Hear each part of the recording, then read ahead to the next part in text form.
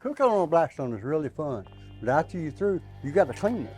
Let me show you how to clean it and put it up for storage. Come on over here, I'm gonna show you.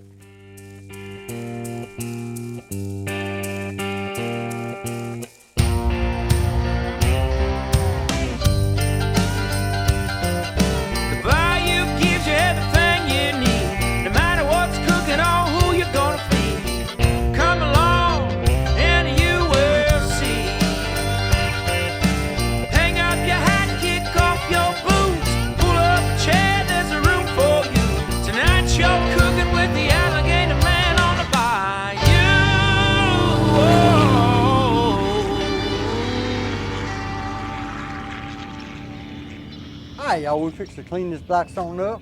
I'm gonna show you how we do it. First thing you do is turn it on high, and high as it go, and let it rip. Let it heat up good. You want it good and hot.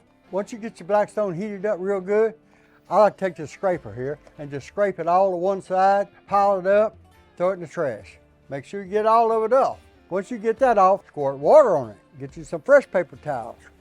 Clean it up with that. Now when you squirt that water on there, everything can come to the top of the wash off so easy.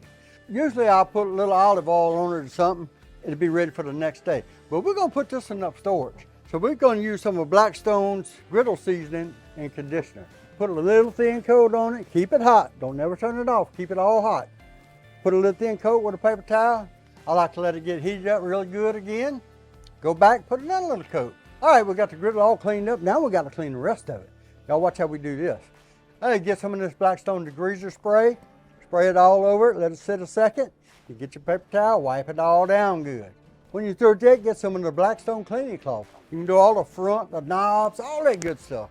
Then we're gonna go behind the grill, bring you one of them grease traps. That's what we're gonna do, change out the old grease trap. Get all the old oil out of there, get it out the way. And we're gonna dump that, put it in the trash can. I put paper towels on top of mine, kind of sucks up the grease. But once you're through with that, change it out, put the fresh one in there, stick it back, come back around, and by then it ought to be cool enough, and we throw this orange mat on it. What it does, that does kind of seals it, don't let nothing get in it, you ain't got to worry about no rust. Shut the lid, you're ready next time you come out and cook. Tonight you're cooking with the alligator.